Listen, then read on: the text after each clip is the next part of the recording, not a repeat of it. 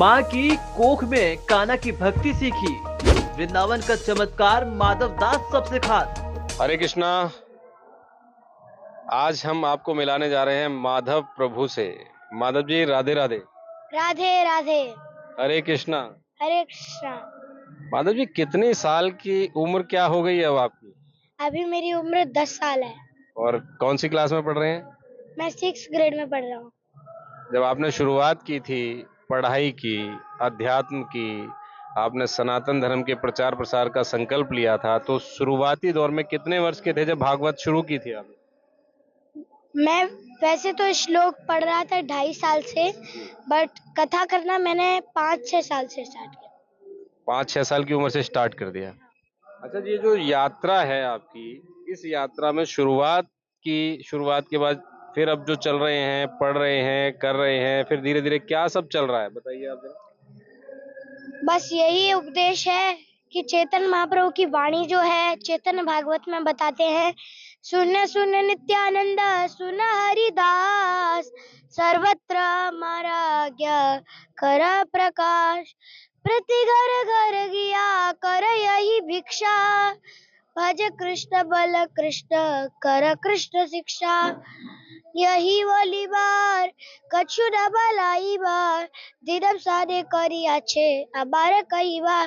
तो बस चेतन महाप्रभु की वाणी को सुन सुन नित्यानंद, जैसे चेतन महाप्रभु कह रहे हैं, सुन सुन नित्यानंद सुन हरिदास, हे नित्यानंद हे हरिदास सुनो सुनो, सुन सुन नित्यानंद सुन हरिदास, सर्वत्र हमारा आगे कर प्रकाश, सर्वत्र हर जगह जाओ और मेरी आज्ञा का पालन करो। चेतन महाप्रभु ने ये नहीं बोला कि हर एक स्टेट कंट्री में जाओ, चेतन महाप्रभु ने बोला कि हर एक घर घर में जाओ, प्रति घर घर गया कर यही भिक्षा, और एक ही भिक्षा मांगो, पैसे की भिक्षा नहीं, भज कृष्ण बल कृष्ण करे कृष्ण शिक्षा, केवल भगवान का हरि नाम भजना, केवल भगवान का हरि नाम बोलना। अच्छा, ये बताइए, भजन भगवान का नाम भजना, हरि भजन करना, आपके बारे में हमने ऐसा सुना है कि जब आप अपनी माँ की कोख में थे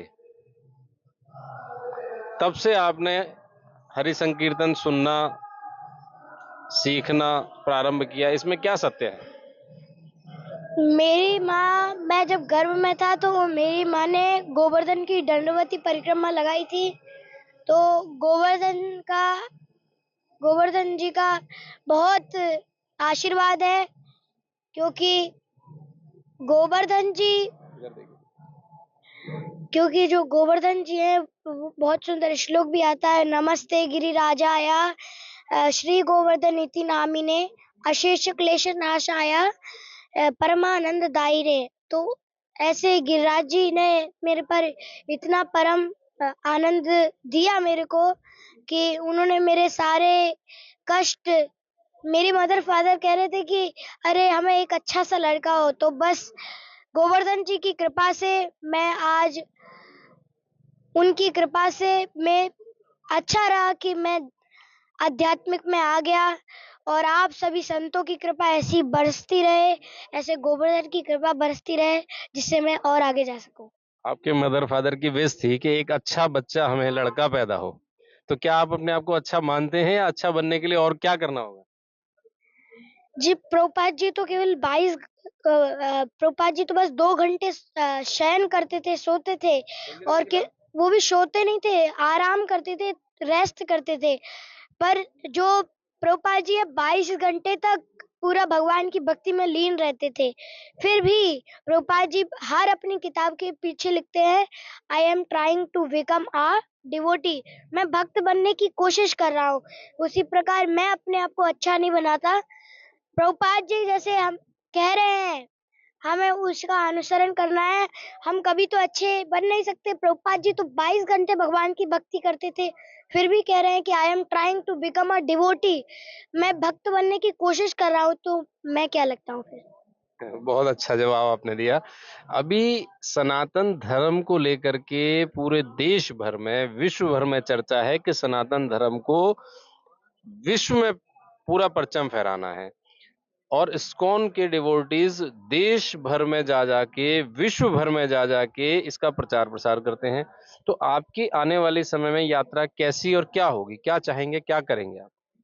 पहले मैं सोचता था कि मैं कलेक्टर डीएम बनूंगा, बट जब मैंने श्रीमद् भागवतम और भगवत गीता को पढ़ा तो मेरे को पता चल गया कि यम यम वापि स्मरण भावम त्यजत्यन्ते कलेबरम तम तम वेति कौन्तेय सदा तर भाव भाविता।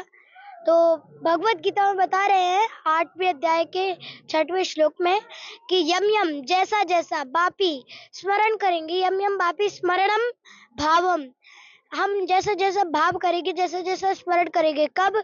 त्यजत्यन्ते कलेबरम, अंत काल में, प्राण त्यागने के समय, जब जैसा जैसा आप ध्यान करेंगे तब तब वेति कौन्तेय, वैसा वैसा हमें शरीर प्राप्त होगा। तो यदि मैं अभी से डीएम कलेक्टर की तैयारी करूंगा तो मैं डीएम कलेक्टर बनूंगा, पर अगर मैं डीएम कलेक्टर बन गया तो फिर मैं फंस जाऊंगा इस संसार में और इस भौतिक जगत में, मेरे को पैसे से ज्यादा लगाव हो जाएगा। इसलिए भागवतम के माध्यम से मुझे इतनी कृपा आई कि मैं अब आध्यात्मिक रूप में आगे बढ़ने के लिए पूरी कोशिश कर रहा हूँ। क्या मानते हैं कि क्या एज होनी चाहिए अध्यात्म से जुड़ने के लिए, और इसका प्रचार प्रसार करने के लिए, इसको सीखने के लिए कोई एज का कोई फैक्टर सामने आता है क्या? चैतन्य महाप्रभु भी शिक्षा अष्टकम में कह रहे हैं, नाम नाम कारी बहुधा निज सर्व शक्ति तत्रार्पिता नियमित स्मरणे न काला। भगवान की भक्ति करने का कोई काल नहीं होता, कोई स्मरण नहीं होता। स्मरण करते हैं पर कोई समय नहीं होता, कभी भी हम कर सकते हैं। पर जो लोग कहते हैं कि अरे हम तो बुढ़ापे में करेंगे, तो भक्ति तो कौमार अवस्था से, कौमारवाचरित प्रज्ञो धर्मात् भागवत आद्या, ये तो हमारा धर्म है, हमें बाल्यकाल अवस्था से भगवान की भक्ति करनी चाहिए। मना नहीं किया, रामचरितमानस में भी कहते हैं कि बड़े भाग मानुष तन पावा, सुर दुर्लभ सब ग्रंथ गावा। हमें तो इतना, मनुष्य शरीर तो बहुत दुर्लभ है, इसमें भगवान की भक्ति नहीं करेंगे तो फिर तो जानिया सुनिया विष खाई नू, मनुष्य जन्म पाइया राधा कृष्ण नाम भजिया, जानिया सुनिया विष खाई नी। तो हमें तो विष खाने के बराबर है। तो हमें बड़े भाग से मनुष्य शरीर मिला है, और ये सुर दुर्लभ, सुर देवताओं के लिए सुर दुर्लभ सब ग्रंथ ही गावा, देवताओं के लिए भी दुर्लभ है, और सारे वेद पुराण भी यही कह रहे हैं। तो भक्ति का समय नहीं है, कोई काल नहीं है, चाहे जब से भक्ति कीजिए। और जितना इस भक्ति की प्राप्ति के बाद, ईश्वर की प्राप्ति के बाद मनुष्य को क्या कुछ करना चाहिए, क्या सिखाया है, क्या सीखा? ईश्वर की प्राप्ति तो जब हमें होगी, जब हम पूरा समर्पित हो जाएंगे। यत् करोषि यदस्तासि यज्जो होसि ददासि यत्, यत् तपस्यासि कौन्तेय तत् कुरुष्व मदर्पणम्। यत् करोषि, जो कुछ भी हम करेंगे, यत् करोषि यदस्तासि, जो कुछ भी हम खाएंगे, यदस्तासि यज्जो होसि ददासि यत्, जो भी हम दान देंगे, यत् ददासि यत्, यत् तपस्यासि कौन्तेय, जो भी हम तपस्या करेंगे, यत् तपस्यासि कौन्तेय तत् कुरुष्व मदर्पणम्। सब कुछ जब हम अर्पण करेंगे तभी तो आप भगवान के, ईश्वर के पास जाएंगे, कृष्ण के पास जाएंगे। केवल कृष्ण को ही भज लो तो सारे देवता अपने आप प्रसन्न हो जाते हैं। तो उसी प्रकार हमें तो केवल भगवान की भक्ति करना है। हम उस लेवल पे तो तब पहुंचेंगे जब पहले से हम भगवान की भक्ति करेंगे। तो यह है कि ऐसे राम जी को, ऐसे कृष्ण को मैं प्रणाम करता हूँ। मंगल भवन अमंगल हारी, जो मंगल के भंडार है, मंगल के भवन है, अमंगल हारी, अमंगल का हरण करने वाले, द्रबऊ, जो द्रवित होते हैं, कृपा बरसाते हैं। ऐसे राम जी मुझ पर कृपा बरसाए, मुझ पर द्रवित हो।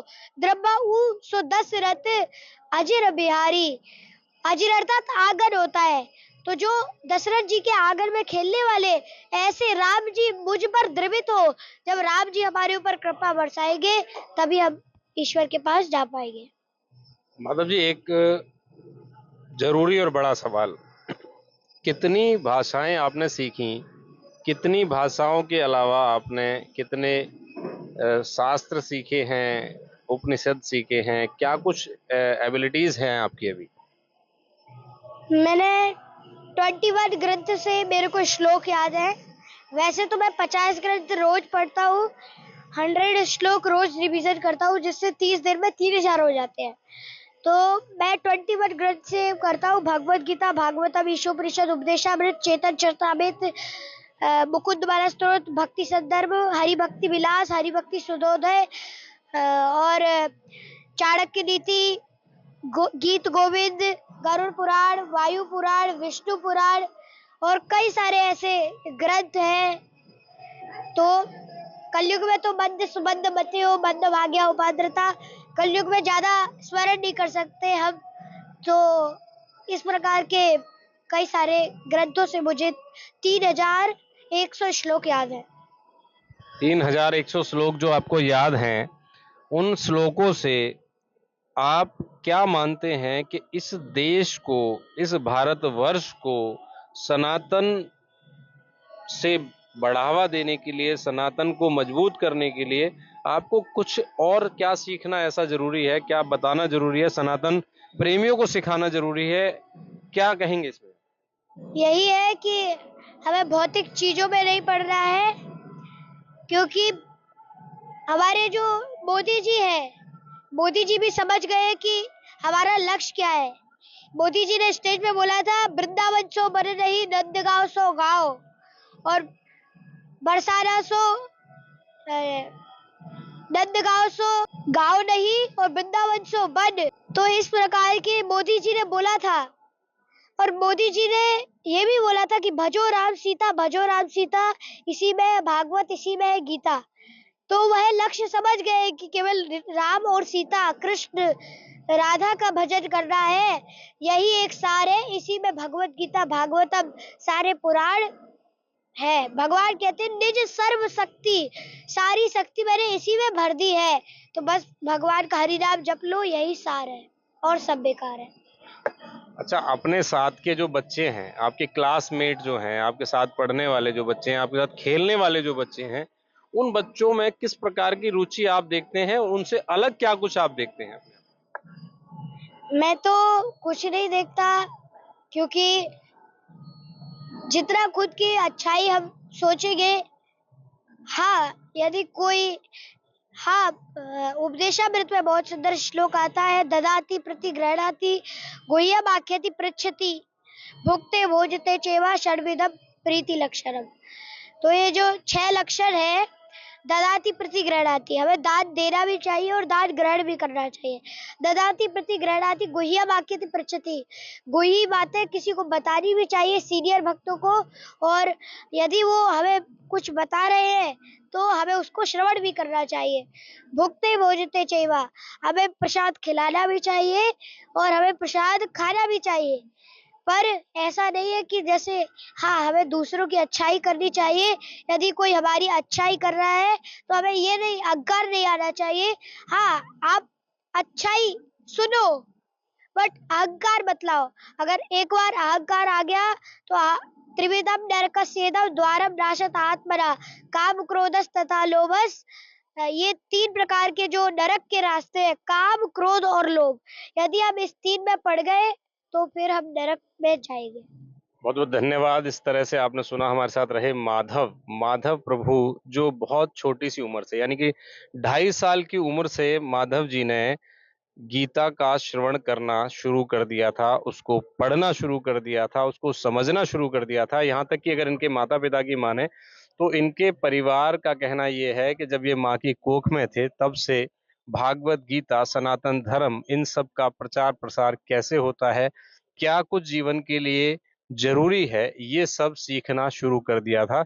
और आज माधव, चाहे इनकी उम्र बहुत छोटी है, लेकिन इतने के बावजूद भी माधव इतना अच्छा भागवत गीता का प्रसाद लोगों में बांट रहे हैं, सनातन धर्म का प्रचार प्रसार कर रहे हैं।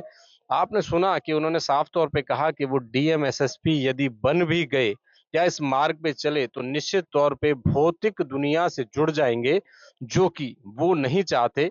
उन्होंने मार्ग चुना है सनातन धर्म का, सनातन धर्म के प्रचार प्रसार का, गीता भागवत के माध्यम से सनातनियों को जगाने का।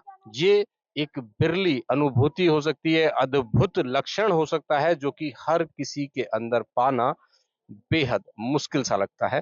उन्होंने कहा लोभ, क्रोध और इस तरीके की बातें उन्होंने कही कि यदि अगर हम लोभ, क्रोध या अहंकार में पड़ जाएंगे तो निश्चित तौर पे हम अपने मार्ग से भटक जाएंगे।